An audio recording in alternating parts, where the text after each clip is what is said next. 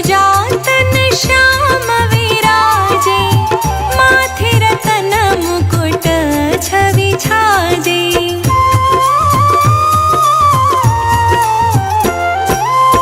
परम विशाल मनोहर भाला, टेढ़ी दृष्टि भ्रुकुटी विकराला। कुंडल श्रवण चमा चम चमके, हे माल मोक्तन मणि दमके। कर में गदा त्रिशूल कुठारा, पल में विच करियर ही सहारा। पिंगल कृष्ण छाया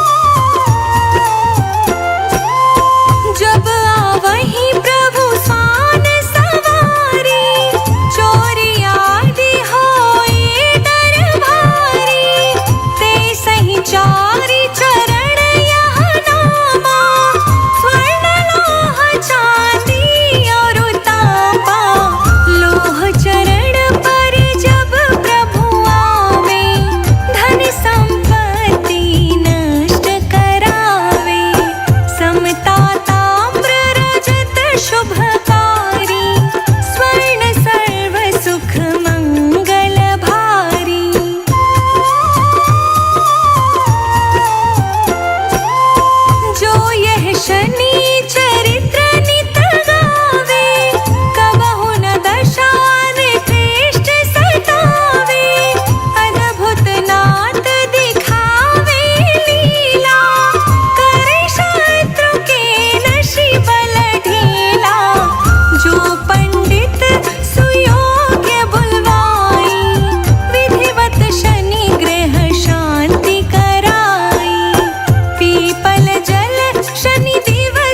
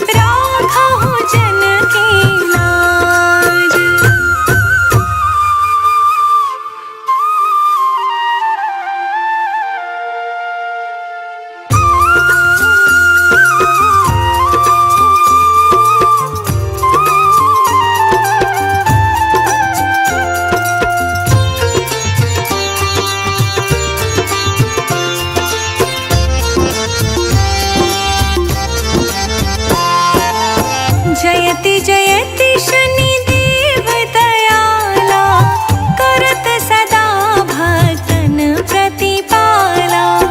चारि भुजा तन श्याम विराजे, माथे रतन मुकुट छवि छाजे।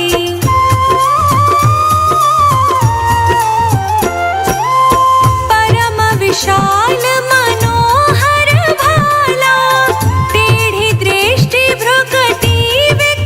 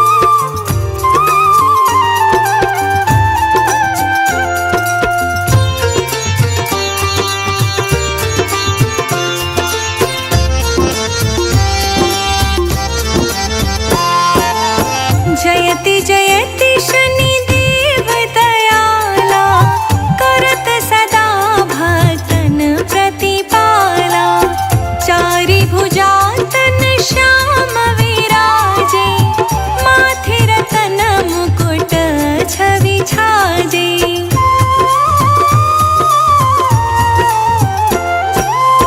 परम विशाल मनोहर भाला, टेढ़ी दृष्टि भ्रुकुटी विकराला, कुंडल श्रवण चमा चम चमके, हे माल मोक्तन मणि दमके, कर में गदा त्रिशूल कुठारा, पल में विच करियरहि सहारा, पिंगल कृष्णो छाया नंदन, यम कोणस्थ रौद्र दुख भंजन।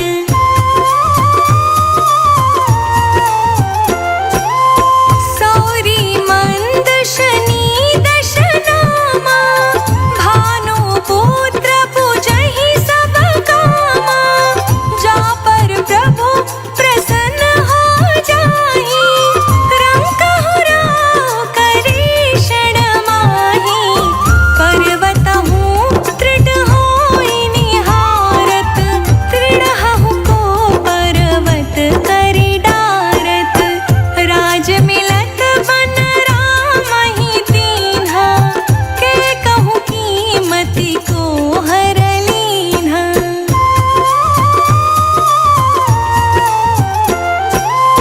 बनहु में मृग कपट दिखाई, मात जानकी गई चुराई, लक्षणहि शक्ति विकल करि डाला, मच गयो दल में हाहाकारा, दियो कीट करि कंचन लंका, बजि बजरंग वीर को डंका, नृप विक्रम पर जब पगु धारा, चित्रा मयूर निगली गए हारा।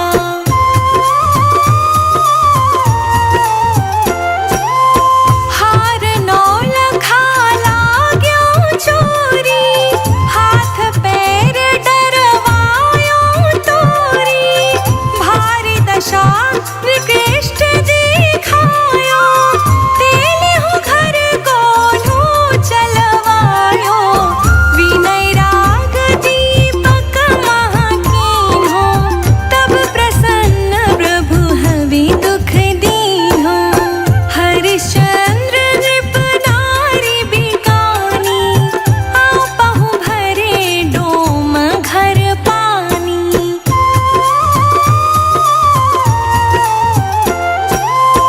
वैसे नल पर दशा सिरानी, भूंजी मीन कूद गई पानी, श्री शंकर ही गहो जब जाई, पार्वती को सती कराई, तनि बिलोकत ही करि रीसा, नभ उड़ गयो गौरी सुत सीसा, पांडव पर जब दशा तुम्हारी, बची द्रौपदी होती उघारी।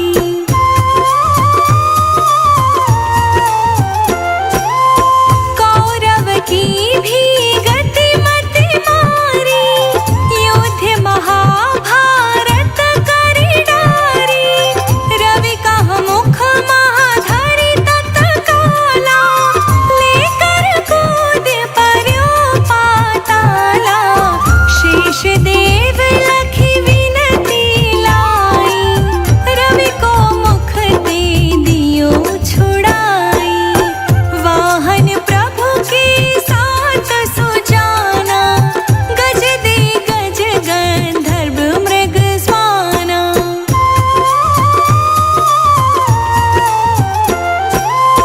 जम्बुक सिंह आदि नखधारी, सोफल ज्यों